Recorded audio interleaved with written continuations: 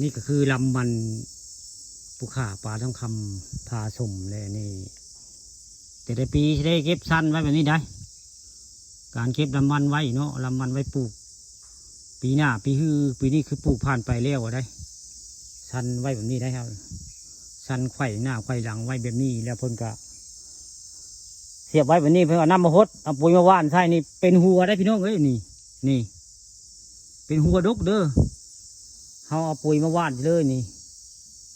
ว่ายง่ายปูว่านด้วยเขา3-4 คู่นี่เป็นหัวได้แบบนี้ก็ได้นี่เรื่องจริงได้ว่าบ่เชื่อเฮ็ดบึงโลดนี่ถ้าไผ่ละมันไผ่เหลือวุ้ยมึงปลูกแล้วสั้นแบบนี้แล้วบานี้เอาปุ๋ยมาว่านโลดนี่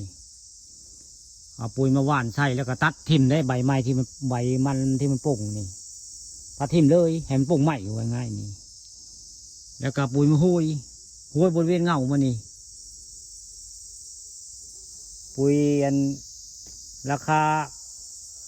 อันมีรังเพลงได้ราคาถือกับโบเปนได้รับปุ๋ยราคา200-300กับโบเปนได้ว่าง่ายรัก800 หรือ 1,000ขึ้นนะเมื่อวานใช่นี่หอด3-4 คู่บนรถหัวเพิ่นนี่อันนี้กระมงนึ่งได้นี่ดกไถหัวเพิ่นนะว่าบ่เชื่อล้อมึงรถมันเป็นความค่าป่าความผาชมนี่มาใส่ปุ๋ยลงโลดพัฒนาเงามันนี่แล้วก็เอาปุ๋ยมาหว่านนี่โมเพกคือเดี๋ยวกับหัวที่เราปลูกไว้มันที่เราปลูกไว้นั่นปลูกมันที่บุค่าปลูกไว้ครับชั้นไว้แบบนี้นี่แล้วเอาปุ๋ยมาหว่านใช้บ่านี่แล้วก็ตัดใบมันนี่อันไทยอันมันเหลือจะลืมแบบนี้ละแบบบุค่าป่าทองคำบุค่าล่อเมืองแล้วโอ้ผลได้การได้เห็นปีนี้นะวะเวลาเฮามาเสียวละมันไปปลูกนี่โอ้หัวใหญ่เท่าไรหัวเพิ่นนะตั้งไว้แบบนี้ก็เป็นหัวเนาะข้าว่าอย่าลืมเด้อมันไผ่โบเป็นหรือว่ามันชั้นอันนี้มันเหลือปลูกอย่าลืมมาปุ๋ยมาใส่หรือว่าพุ่นมาใส่นี่หัวพัชงามหัวลายเท่าไรข้าเห็นนะวะมันข้าดีละนี่จะบอกเพื่อนๆเนาะผู้ใดยังบ่เคยเห็นระเบิงเด้อลำมันที่สั้นไปแบบนี้มันที่เขาเหลือนะนี่แหละนี่มันที่เขาสั้นเตรียมพร้อมไว้ที่ปลูกเอาเตรียมพร้อมไว้ที่ปลูกแล้วมันเหลือบ้านมันเหลือแล้วก็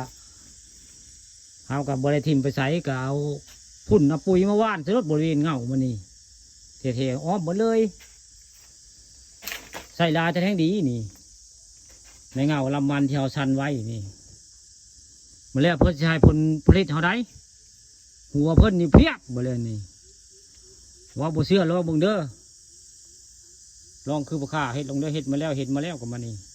ลองมาแล้วสิเป็นหัวเลยพี่น้องเอ้ยนี่แหละมันปลูกเป็นต้นชั้นไว้ล่ะนี่